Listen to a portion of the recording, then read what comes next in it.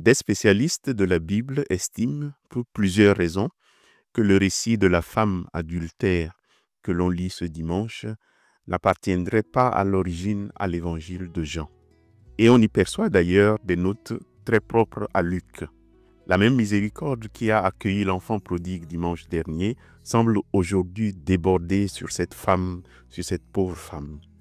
Mais malgré ce sentiment, cet évangile trouve une place bien taillée dans l'évangile selon saint Jean, où il est non seulement encadré de part en part par des débats à propos de la loi, je vais y revenir, mais également inséré dans un réseau de sens bien spécifique.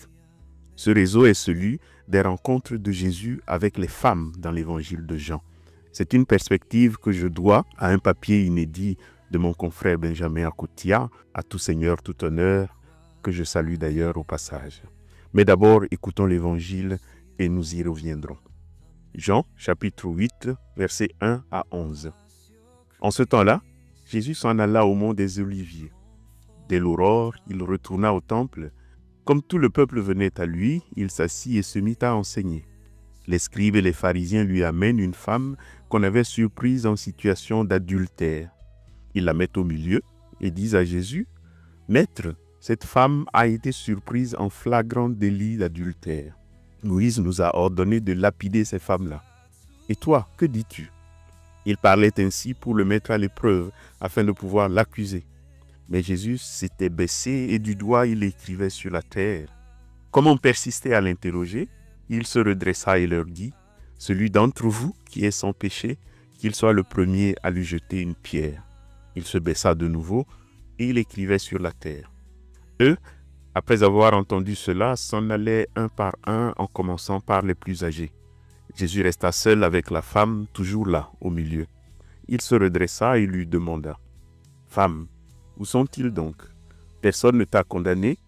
Elle répondit, « Personne, Seigneur. » Et Jésus lui dit, « Moi non plus, je ne te condamne pas. Va, et désormais, ne pêche plus. » Dans l'évangile de ce dimanche, Jésus se trouve donc en face d'une femme. Et ce n'est pas la première fois, ni l'unique fois que cela arrive dans l'évangile de Jean. La chose vous rappelle sûrement sa rencontre avec la Samaritaine au puits de Jacob, ou encore sa rencontre avec Marie de Magdala au tombeau le matin de la résurrection, ou encore son face-à-face avec sa mère aux noces de Cana, ou encore sa rencontre avec les deux sœurs de Lazare à la mort de ce dernier, sans oublier la scène au pied de la croix où Jésus, de nouveau face à sa mère, lui donne un fils dans la figure du disciple bien-aimé. Dans ces quelques exemples que je viens de donner, à l'issue de la rencontre entre Jésus et la femme, il se passe toujours la même chose. La femme va annoncer aux gens de sa maison la joie de sa rencontre avec Jésus, et généralement les gens se convertissent et croient en lui. C'est ce qui arrive à Cana. Les disciples voient l'eau changer en vin et ils crurent en Jésus. C'est ce qui arrive avec la Samaritaine. Les gens de son village lui disent même à la fin, « Ce n'est pas à cause de ce que tu nous as dit que nous croyons en lui, nous avons vu de nos yeux. » C'est ce qui se passe après le retour à la vie de Lazare. Les Juifs qui voient le miracle croient en Jésus. C'est ce qui se passe le matin de la résurrection. Marie de Magdala va annoncer la chose aux apôtres Pierre et Jean qui courent vers le tombeau, puis Jean voit et croit. On dirait qu'à chaque fois, la femme que Jésus rencontre dans l'évangile de Jean lui engendre des enfants, lui engendre des croyants. La Samaritaine engendre les gens de son village à la foi, Marie de Magdala engendre Pierre et Jean à l'espérance, Jésus et sa mère au pied de la croix engendrent le disciple bien-aimé. Même la femme à la cruche de parfum dans Jean chapitre 12 engendre des disciples pour ainsi dire dans l'avenir, dans la promesse que Jésus lui fait, à savoir que partout où l'évangile serait proclamé, on parlera d'elle et du geste qu'elle a fait. Dans l'évangile de la femme adultère, toutes ces allusions se croisent. Il y a une rencontre entre Jésus et une femme, et puis il y a même un peuple derrière elle. Mais on est en quelque sorte prévenu, cette fois-ci, ça risque de ne rien engendrer. Parce que, vous voyez, les noces entre l'homme et la femme ont fait naufrage dans l'adultère, c'est le premier indice. Et puis, deuxième indice, c'est une rencontre qui risque même d'engendrer la mort plutôt que la vie. Dans la logique de ce réseau de récits, notre évangile est donc l'un des cas où les noces n'ont pas abouti. elles ont même complètement raté. D'une part, elles ont raté dans la vie personnelle de la femme dont le mariage est devenu adultère. Mais ça va plus loin puisque la femme représente son peuple. D'autre part, donc, le plus important, c'est peut-être que ce raté personnel est une allégorie de la scène qui se joue autour d'elle. La noce que le Christ veut célébrer avec son peuple, ici en l'occurrence, échoue. Le peuple de la femme venu avec elle vers Jésus ne croit pas en lui comme à Cana, n'est pas saisi de l'enthousiasme qui avait saisi les Samaritains à Sychar. Telle l'histoire d'une autre parabole où les invités à la noce refusent de venir, ceux-ci viennent mais ne restent pas à la fête. Bref, ça ne marche pas comme prévu. Jésus rencontre aussi une femme, mais ça ne se passe pas comme d'habitude. Ceux qui pouvaient être convertis, ceux qui pouvaient croire en Jésus ne sont pas restés. Ils sont partis, nous dit-on, en commençant par les plus anciens. Ce qui est au centre de cette histoire, ce n'est donc pas seulement la femme et la miséricorde que le Christ exerce à son égard. Ce qui est au centre aussi, ce sont les noces que le Christ veut sceller avec l'humanité. Les fameuses noces de l'agneau que le même Jean évoquera dans l'Apocalypse. Son évangile, dès Cana, commence à l'anticiper dans l'enthousiasme. Mais à mesure que la croix approche, les noces de l'agneau semblent avoir un goût amer. On peut donc, à raison, s'arrêter aujourd'hui pour demander qu'est-ce qui s'est passé ici pour que ça ne marche pas. Et l'Évangile nous donne une piste de réponse. C'est qu'on ne peut pas engendrer dans l'amour lorsqu'on s'en tient seulement à la loi. La loi est incapable de fabriquer des convertis. La foule qui vient à Jésus veut régler les choses en s'appuyant sur la loi. Dans la loi, Moïse a dit ceci, il a dit cela, entre autres qu'il faut lapider la femme adultère. Mais on serait en droit de leur demander en retour, mais tiens, si c'est aussi clair et aussi facile, pourquoi ne l'avez-vous pas tout simplement lapidé? Si c'était aussi simple, pourquoi ne l'avoir pas exécuté? Pourquoi l'avoir conduit jusqu'à Jésus? En effet, quoi qu'on en dise souvent, la loi ne sert pas à rassembler les hommes. Elle sert au contraire non pas à les diviser, mais à maintenir un écart de sécurité entre eux.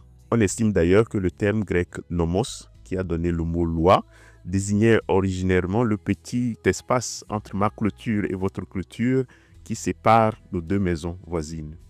Cela se révèle souvent très précieux dans certaines situations, mais dans beaucoup d'autres situations, ça n'aide tout simplement en rien. D'ailleurs, si la loi y suffisait, on n'aurait pas besoin de diplomates, de médiateurs, de facilitateurs. C'est bien que souvent, il faut faire sans elle si on veut ramener les hommes de nouveau ensemble. D'ailleurs encore, personne ne va jeter un œil à son contrat de travail tous les matins avant d'aller travailler. Ce n'est donc pas la loi qui nous aide à être de bons ouvriers.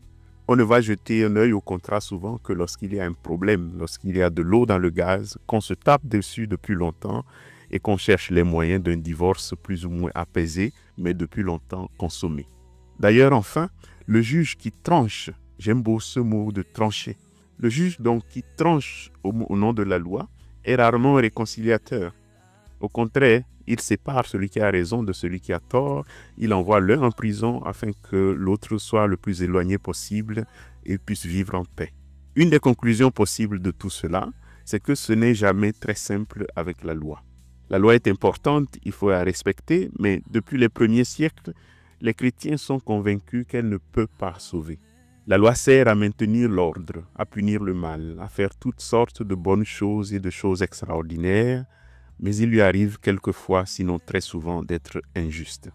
Certes, la loi envoie des criminels en prison, mais sommes-nous sûrs que ceux qui sont dans les prisons sont les vrais criminels?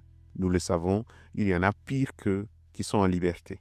La loi condamne parfois des innocents, elle laisse beaucoup d'autres criminels en liberté. Le procès de Jésus lui-même va bientôt montrer cette injustice de la loi. Le vrai criminel, Barabbas, sera relâché et à sa place, Jésus, l'innocent, sera crucifié. Et cette femme dans l'Évangile, à supposer même qu'elle soit coupable, est-elle la seule coupable? De mémoire d'homme, l'adultère n'est quand même pas un péché qu'on commet seul, non? D'où la question, sommes-nous sûrs que tous les criminels sont en prison? Et sinon, pourquoi on enferme certains et pas d'autres? Pourquoi on lapide certaines et pas d'autres? C'est ce second argument que Jésus utilise pour arracher la femme à la colère de la foule. Ce n'est pas simplement une question de loi mal appliquée. C'est bien au contraire que si elle voulait s'appliquer vraiment, c'est toute la société qui serait une gigantesque prison. Car même celui qui gagne un procès sur une affaire précise, le même serait condamné si on le jugeait sur une toute autre affaire. La loi est donc obligée de ne remplir son rôle qu'à moitié pour que la vie soit possible. Elle est obligée de se fermer les yeux de temps en temps pour ne pas avoir à condamner tous les membres d'une société. Elle ne sert qu'à sauver la face, à punir celui-ci pour donner une leçon à celui-là, à sacrifier quelques-uns pour le bien des autres. Le raisonnement de la foule dans l'Évangile ne va pas plus loin que ça. Il faut lapider cette femme à la vue de tous pour que tout le monde sache ce qui l'attend si on le prend. Il vaut mieux qu'une seule soit lapidée pour que la société tout entière ne soit pas gangrénée par son exemple. D'accord, mais et les autres? Ça leur servira d'exemple. Voilà au fond tout ce que peut faire la loi. Conclusion, la loi n'arrive jamais à la hauteur de ses propres prétentions. Si son objectif est d'éliminer le mal de la société, pourquoi laisse-t-elle courir toute cette foule qui, à la fin, reconnaît ne pas être meilleure que la femme adultère? Bref, si la loi devait s'appliquer vraiment, si la loi devait s'appliquer rigoureusement, on serait tous en prison. C'est chacun de nous, chacun des membres de nos sociétés qui mériterait d'être lapidé. Et la preuve, c'est que personne dans cette foule qui voulait lapider la femme ne s'est jugé assez digne pour lancer la première pierre. Personne, pas même les plus jeunes, qu'on peut considérer encore comme les plus innocents. En se dispersant, ils se sont donc eux-mêmes laissés juger par la loi, ce qu'ils n'avaient pas osé faire avant de pousser la femme devant Jésus. C'est la raison pour laquelle, depuis les premiers siècles, nous les chrétiens, sommes toujours invités à respecter la loi, certes, mais aussi à toujours regarder par-delà la loi. Dans le Sermon sur la montagne, Jésus répète constamment « Vous avez appris qu'il a été dit ceci et cela, moi je vous dis ». Et Saint Paul en a noirci des pages pour nous convaincre que la loi ne sauve pas. Car l'objectif de la loi, c'est d'éliminer le péché en punissant le pécheur. C'est d'éliminer le péché parfois en supprimant le pécheur. Or, Dieu, lui, ne veut pas la mort du pécheur, il veut qu'il vive, qu'il se convertisse. Pour faire des hommes obéissants, la loi suffit. Pour faire des hommes convertis, elle ne suffit plus. Ce qu'il faut en plus, ce n'est pas non plus l'amour, la miséricorde, comme on chante souvent assez facilement, mais la grâce. Comme lorsqu'on dit à quelqu'un « je te fais grâce », ça ne veut pas seulement dire « je t'aime », ça veut dire ce que tu as fait est mauvais, mais je te donne une nouvelle chance. Comme lorsqu'un président de la République accorde la grâce présidentielle à un criminel de grand chemin, et cela afin de lui ouvrir un espoir vers l'avenir. Car voici la différence. La loi décide si vous avez été juste hier. La grâce vous donne la chance d'être juste demain. La loi fait la somme de vos mérites passés et tranche en conséquence. La grâce tranche sur la base de vos mérites futurs qu'elle ne connaît même pas. La loi dit, vous remplissez les conditions, vous cochez toutes les cases avant d'entrer au club. La grâce, elle dit, entrez d'abord au club, on verra pour les conditions pas à pas. Et ce faisant, elle refuse de vous enfermer dans votre passé, elle vous renouvelle la vie et l'espoir. C'est le sens du « va et ne pêche plus ». Laisse ici ton passé, qu'il ait été juste ou non. Va vers l'avenir où le Dieu de la grâce marche à ta rencontre. Et c'est toute la beauté, à mon sens, de la finale de l'évangile de ce dimanche. « Femme, lui dit Jésus, la loi n'a donc pas tranché? Non, Seigneur, elle a reconnu ses limites et elle s'est retirée. » Et Jésus de continuer, si elle n'a pas pu trancher, il n'y a plus qu'une seule chose à faire. Va, je te fais grâce. Je parlais au début de la rencontre de Jésus avec les femmes dans l'évangile de Jean. Eh bien, si vous y prêtez attention, c'est toujours ce que Jésus fait avec elles. À la Samaritaine, il donne un nouveau départ. À Marie de Magdala, il donne un nouveau départ. Et c'est cela qui rend la conversion possible. C'est ce qui permet à ces femmes de lui engendrer d'autres convertis plus nombreux. Et si vous vous demandez ce que ça veut dire, tout ça pour nous, ça veut dire peut-être une chose au moins. Quand vous regardez votre prochain, votre voisin, votre ami, votre époux ou votre épouse, votre enfant, demandez-vous parfois, comment je le regarde? Est-ce que je le regarde à travers les lunettes de la loi ou à travers les lunettes de la grâce? Est-ce que je lui donne un avenir qui dépend de son passé ou bien est-ce que je lui permets un avenir qui soit libéré de son passé? Vous saurez alors, nous saurons, si nous sommes les imitateurs de ce Dieu qui veut supprimer le péché sans supprimer le pécheur, qui veut la conversion et la vie. Vous saurez, nous saurons, si comme ces femmes dans l'Évangile, nous engendrons nous aussi des enfants pour Dieu. À dimanche.